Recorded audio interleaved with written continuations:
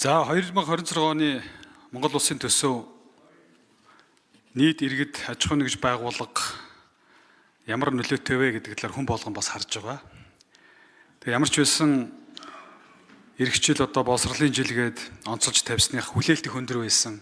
Нэгдүгээрт, хоёрдугаарт энэ нэг боловсролын салбар маань улсын дунд цалингаас нэлээд доош унтсан, орхигдчихсан ийм салбар байсны хувьд бол цалин хөлс орлогыг нь бол одоо тодорхой хэмжээгээр одоо нэмэгдүүлэх, хувийн сонсоход нэлээд өндөр сонсоод байгаа боловч мөнгөн дүнгээр нь аваад үзэхэд бол бас тийм айхтар одоо пупа гэтэл нэмсэн асуудал бол бас биш. Гэхдээ бас өмнөх жилүүдийг бодвол нэлээд боломжийн хэмжээгээр би бас нэлээд асуудал болж тохироо гэж бодож байна. Гэхдээ тодруулж асуух зүйл байна.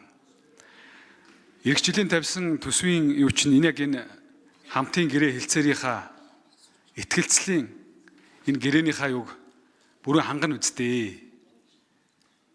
Дутж байгаа их усрүүдээ одоо яаж шийдэх вэ гэдэг тал дээр одоо тодорхой бас тодруулж асуумаар байна.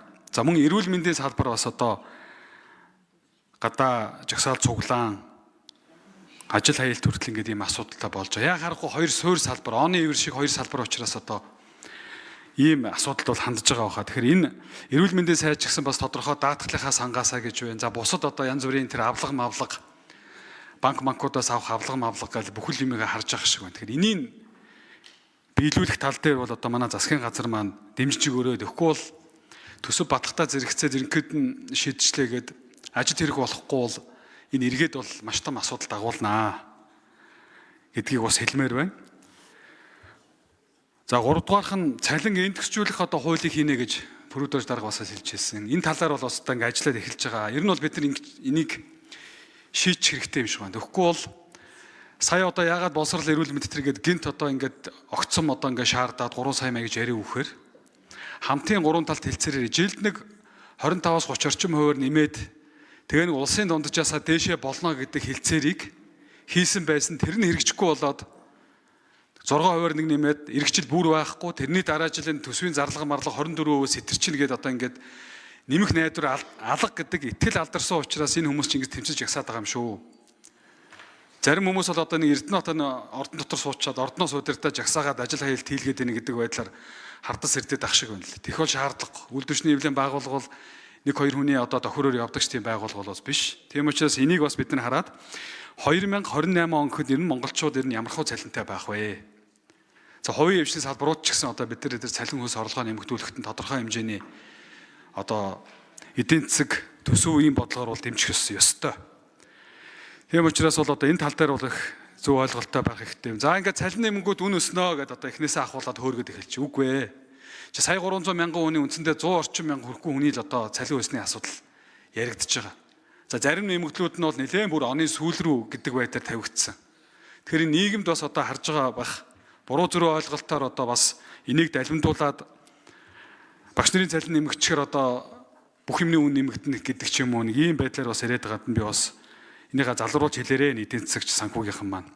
За ахмадын тэтгэр дээр бол яг би холимог хэлбэрээргээ санал хураалгасан харамсалтай нь бол олонхоор дэмжигдээгүй. Тэгэхээр засгийн газар маань нэмэгтэй байгаа их усүртэй тааруулаад бас хэд нөгөө тэтгэврийн зөрүү ялгаатай байгаа учраас энэ дунджийн олоод болж игүүл нэг ойрхон холимог хэлбэрээр ч юм уу мөнгөн дүнгээр ч гэдэг юм уу энэ юм бас бодож үзээрэй. Хуулиараа бол үндэсний зөвлөлийн саналаар засгийн газар бол шийдэх ёстой байгаа гэдгийг бол хэлмээр байна. За тэгээ асуултанд Наранбаяр сайд хариулъя.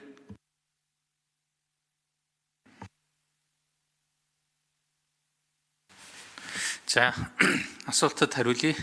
Эрдэнэ гишүүний асуултад.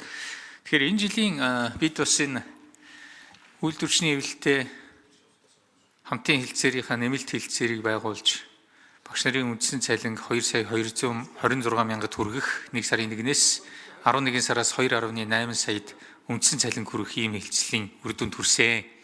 За энэ хүрээндээ бол өнөөдрийн төсвийн одоо энэ санал дотор бол нэмэлтээр 520 тэрбум төгрөгийн одоо энэ дээр бол эрдэм шинжилгээний ажилтнуудын бас цалин нэмэгдэж орж ирсэн. Ингээд ийм хэмжээний одоо нэмэлт нь бол орцсон байгаа.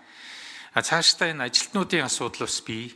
За энэ асуудлуудыг бас ярилцаж цааш нэмэхэд бас 400 одоо 40 орчим тэрбум 20 орчим тэрбум төгрөг дахиж нэмэлтээр шаардлагатай байгаа. За энэ асуудлыг бол бид бас энэ хэрвээ одоо цаашдаа төсөвөөрөө тодтогох шаардлага гарвал шийдээд явах боломжтой гэж ингэж бодож байгаа. Ер нь бол энэ хилцээрээр бид бас энэ цалингийн бүтцийг шинжлэх, цаашдаа одоо үндсэн буюу суурь цалинг дээшлүүлэх, нэмэгдүүлэх юм орон зайг бий болгох юм шаардлагатай байгааг бол хоёр тал хоёулаа бол энэ дээр хамтран ажиллахаар тохиролцсон ийм байгаа. Мөн одоо боловсролын салбарт өнөөгийн багш ажилтны бүтцийн асуудлыг ч гэсэн авч үзэж цаашдаа илүү оновчтой болгох, ажлын байрыг хадгалж бүтээмжийг нэмэгдүүлэх ийм боломжийг хайх юм шаардлагатай байгааг онцлон тэмдэглэх хэрэгтэй гэж бодож байна.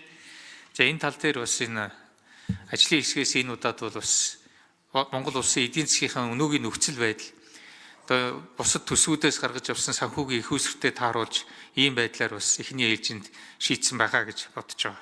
Баярлалаа.